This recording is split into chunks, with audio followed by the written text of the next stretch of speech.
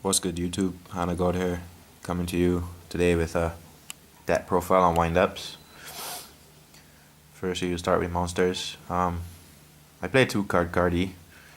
Now that Magician is at 1.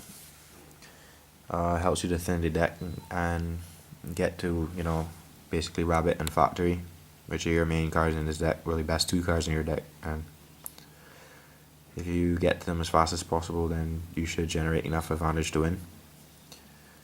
The other 2 non-wind-up monsters I play are 2 tour guides because it's an instant rank 3 play, and rank 3s are pretty decent in this format. On to the wind-ups. Play 3 rats. Not much really needs to be said about this card. The card is really good. It always was really good. And now you just have to be careful with how you play around back row and when to use this card. And it works really well in tandem with the 3 rabbits, which are your best card in your deck actually.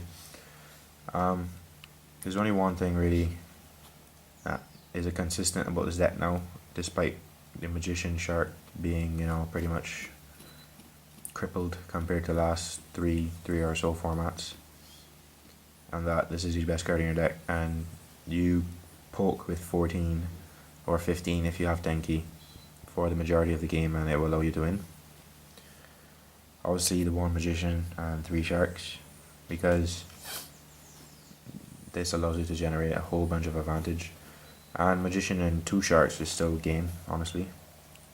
And for the last monsters I play 1 wind-up warrior and 1 wind-up soldier. I decided to play 2 targets because this is, if you play 1 and you draw it, and basically you have a waste of space for MX Saber Invoker. That doesn't make any sense to play, unless you avarice it back or something. So I decided to play Wind Up Soldier, and Wind Up Soldier is pretty good on his own as well if you do draw him, and you can use him for just more than being an MX Saber Invoker target. On to spells. I play 2 Ball Duality. I think it's good, and it helps to thin the deck compared to before. Before it was just basically Magician Shark and you spam that, so there was no need for this card, but now that his deck is a lot slower, this in tandem with Cardi is really good. I play 1 Fire Formation Tenki. I did test more, and I did try Bear in air, but it's not really needed.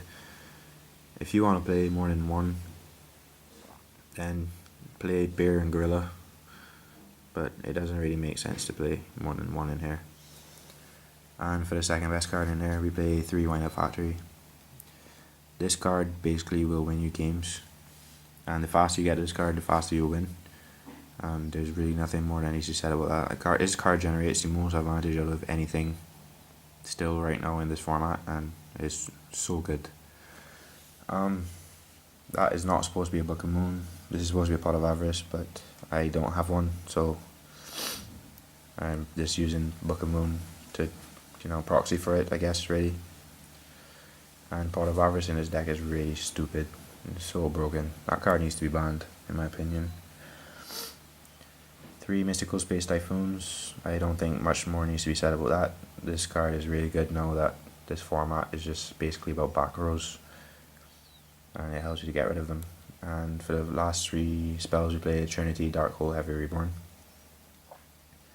For the traps we play Solemn Duo, Warning and Judgment, 2 Torrential, 2 Bottomless, double Deep Prison, double Mirror Force, and double Phoenix Chain. I choose to play 2 Mirror Force instead of 1 because I think you can play around Starlight Road, and you can read when your opponent has Starlight Road normally.